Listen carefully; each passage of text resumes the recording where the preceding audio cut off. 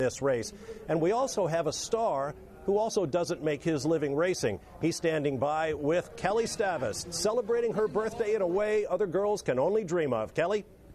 Thank you so much, Bob. Well, back in Hollywood, he's an A-list celebrity, but here at Daytona, Patrick Dempsey is just another one of the guys trying to win the biggest race of the year. It's hectic here. This is your third Rolex 24, but the first time you come here with a two-car lineup, how does that change things for you? It's a little more complicated, but before we get into that, how's it feel to have your birthday here at the 24? Congratulations. Come here. Thank you. Happy birthday. Well, you know what? That made it all better, the fact that I'm here now with you. But really, now you're team principal and you've got two cars to worry about. How does that feel? A lot more people to manage, I think, and we're trying to get our chemistry as a group. There's things that we're trying to work out and we're moving forward, but performance of the car so far has been really good, and we'll see how we end up. We really want to finish this year. We've had a lot of trouble the last couple of years, so if we can get a clean run through this one and finish strong, then I think we'll be really happy, and it's a good way to build for the year. All right, well, those Dempsey Mazdas will start 9th and 15th on the grid, but we've got a pair of Mazdas on the front row, and Brian Till is there. And the Mazdas. Hodgson. All right, thanks, Chris. There's the number 40, Patrick Dempsey. Currently behind the wheel, shown 34th overall. I understand he has a pit stop in his future, maybe getting out of the car. That shot there shows you a lot of water waiting for the unwary there as you come through that chicane. So if you get pushed wide by somebody you're trying to overtake and you get pushed offline, you could do a very neat pirouette there. Mazda humming away there. Right, Mazda engine tone. Sound great, don't they? Third visit to the Rolex 24 for Patrick Dempsey. He's also been to Le Mans. And you might say he's had a pretty nice career thus far. Two-time People's Choice favorite male TV star. 2 consecutive years.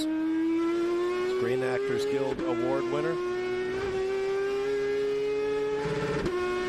Apparently they're having some problems communicating with Patrick Dempsey in that car. Justin, what's going on? Absolutely right, they are. You just saw him go past again and start yet another lap. And Scott Maxwell came to the pit wall. All the guys were ready, and they pulled back. As you know, it's very, very hard here because there's no traditional pit lane where you can actually hang a board out, and as most racetracks, Le Mans included, you still have the backup of the traditional pit board. Here, you know, you really don't look to the left. I don't know, David, if you ever had it, but I've driven here trying to look to the left when the radio goes silent. So it's very tough, and eventually you get the fuel alarm come on. So what's happening out on No, it's drying out. Patrick Dempsey out of the 40 car. Justin Bell is with him.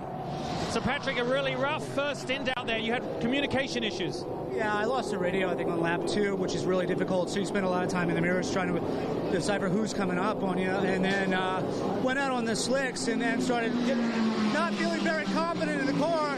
And then that snowballed a little bit. I didn't have the confidence I would like normally attacking the corners. Then I felt I was behind too much. Slowed down, trying to regroup.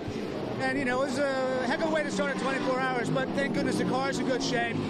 It's early on. It's good to get that out of the way, and we'll see what happens. It's very hard. You went out on stickered slicks, which is, you were probably one of the few cars in the pit lane to do that. I think one of the other and cars very hard to do it.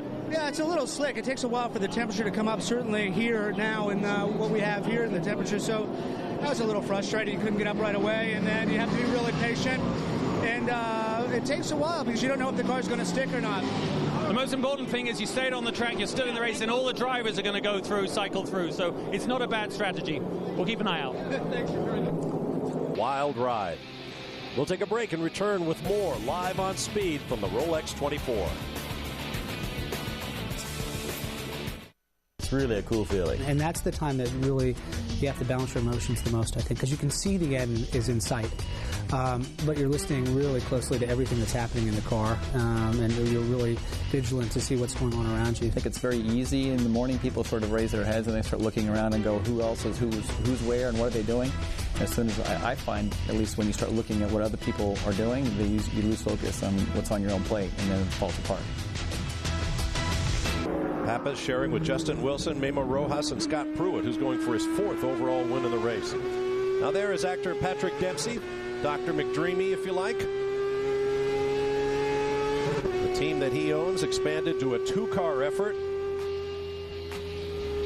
Currently shown 17th overall and 8th in the GT class. We'll be back after a break at Daytona.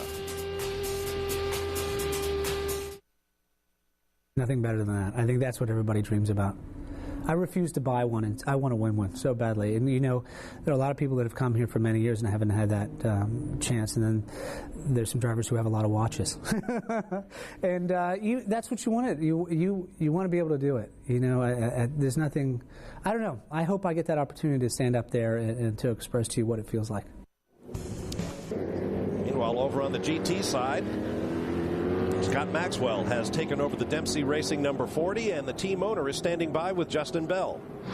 Patrick, it's obviously a longer pit stop. Is that a result of the vibrations that you were feeling? Yeah, we had a lot of vibrations in the last half of that second stint, and we came in, we were checking to see if it was the tires. It just seems like some stuff is loose. We want to get a hold of that, tighten everything up. Better to be safe than sorry at this point. I think we just lost a position to Billy's out there running around, so hopefully we get a chance to get that back. Describe to people at home what it's like driving on new slick tires in the night. You start to feel and hear things that don't exist. Well, yeah, I mean, especially go out with the sticker tires. It's like you're on black ice all the time for the first 3 laps.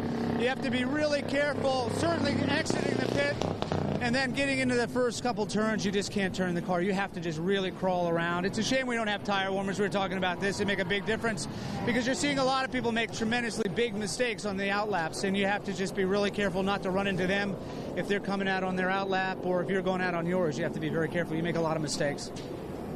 You've obviously done a lot of hours during the night. How's the etiquette going out there between DP and GT? We haven't really covered much about that. Yeah, I mean, we have a wonderful spotter, so that's helped tremendously. You know, everybody's extremely aggressive, but at the same time, you know, in the bus stop, certain areas you just can't get 2 cars through.